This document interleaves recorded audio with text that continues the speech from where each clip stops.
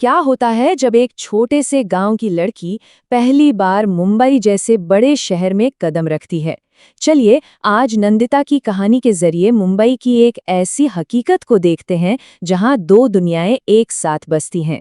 जरा सोचिए, पहली बार मुंबई स्टेशन पर उतरते ही चारों तरफ लोगों का समंदर। नंदिता का पहला रिएक्शन, इतनी भीड़ थी, मैंने जल्दी से माँ का हाथ पकड़ लिया।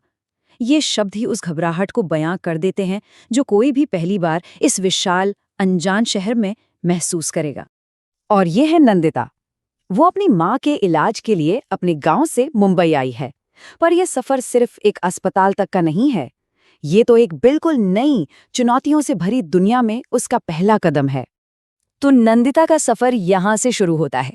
चलिए देखते हैं कि इस बड़े शहर में उसके पहले अनुभव कैसे रहे। स्टेशन से निकलकर मामा का घर तंग, भीड़-भाड़ वाली गलियों से होकर जाता था। मतलब हर तरफ एक दूसरे से सटी हुई झोपड़ियां। गांव के खुले आसमान और चौड़े रास्तों के बाद नंदिता के लिए तो ये एक बिल्कुल ही अलग, चौंकाने वाली दुनिया थी। तो पहुंच तो गए, लेकिन उनका नया घर कैसा था? यहीं से नंदिता की दो दुनियाओं, गांव और शहर के बीच का जो फर्क है वो और भी साफ होने लगता है। मामा के घर में, मतलब उसी एक कमरे में पूरा परिवार रहता था। मामा, मामी, उनके बच्चे और अब नंदिता भी। सोचिए, एक ही जगह पर बैठना, सोना, खाना बनाना और नहाना धोना, सब कुछ। अब ये फर्क देखिए, मुंबई में मामा का घर मतलब हर काम के लिए बस एक कमरा, और गांव में हाँ, वहां भी एक ही कमरा था, लेकिन खाना पकाने और नहाने के लिए अलग जगह थी। और सबसे बड़ी बात, बाहर एक खुला आंगन था। ये जो जगह की कमी थी ना, यही नंदिता की नई कठोर सच्चाई थी। घर तो जैसा था, लेकिन शहर में जिंदगी की एक और बहुत बड़ी चुनौती थी, पानी। और ये कोई मामूली चुनौती नहीं थी, इसके लिए तो रोज एक लड़ाई लड़नी पड़ती थी। पानी भरना एक रोज का मिशन था, सच में। सुबह 4 बजे उठो, फिर गली के कोने पर लगे अकेले पब्लिक नल पर जाओ, वहां जाके पानी भरने के लिए अपनी बारी का इंतजार करो, और कभी-कभी तो लड़ना झगड़ना भी पड़ता था। और सबसे बड़ी टेंशन, अगर जरा भी देर हो गई तो समझो उस दिन के लिए पानी गया, मिलेगा ही नहीं। और ये झगड़े कोई छोटी-मोटी बात नहीं थी। पानी जैसी एक बुनियादी जरूरत के लिए लोगों को रोज लड़ना पड़ता था। ये उस समुदाय में संसाधनों की कमी का एक कड़वा रोज का सच था। लेकिन गांव में वहां ऐसा बिल्कुल नहीं था। वहां पानी के लिए कोई झगड़े नहीं होते थे। हाँ, हो सकता है तालाब या नदी तक चलकर जाना पड़ता हो, पर इस तरह का तनाव, इस तरह की लड़ाई बिल्कुल नहीं थी। अब कहानी में एक नया मोड़ आता है। नंदिता को एक ऐसी दुनिया देखने को मिलती है जो उसकी अपनी दुनिया के ठीक बगल में है, लेकिन फिर भी मीलों दूर लगती है। ये दो घरों की कहानी है। एक दिन नंदिता अपनी मामी के साथ पास की ही एक बहुत ऊंची बिल्डिंग में जाती है। मामी वहां घरों की सफाई का काम करती हैं। वो ऊंची ऊंची इमारतें नंदिता के लिए तो एक नई और हैरान कर देने वाली दुनिया थी। और उसी घर में नंदिता की जो प्रतिक्रिया थी, वो इस पूरी कहानी की असमानता को उजागर कर देती है।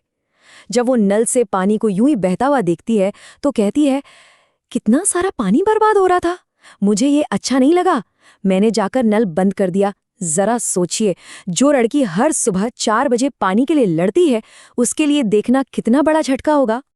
ये फर्क इससे ज्यादा साफ हो ही नहीं सकता। चलिए देखते हैं।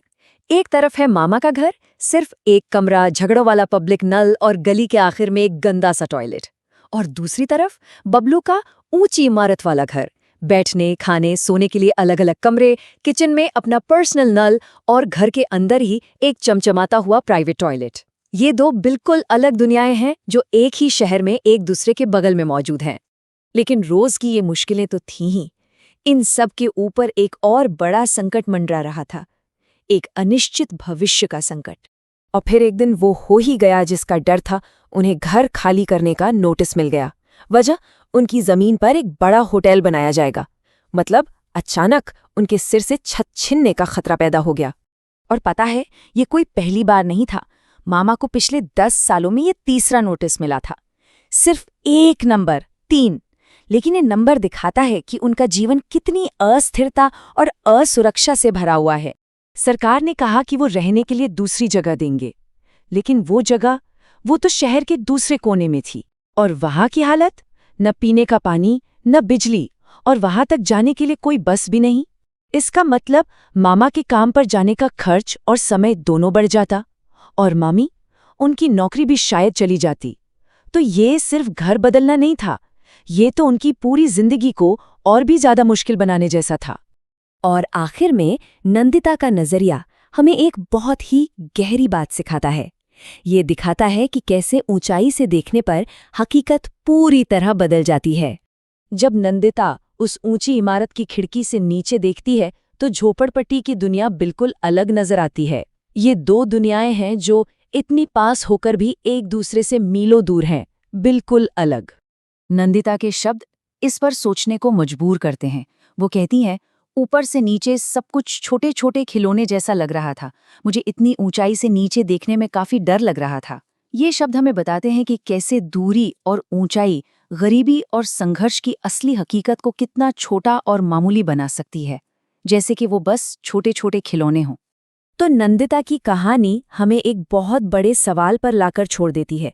जब कोई शहर बढ़ता है, जब वो तरक्की करता है, तो इसका फायदा असल में किसे मिलता है और किसे अपनी जगह छोड़ने पर मजबूर होना पड़ता है।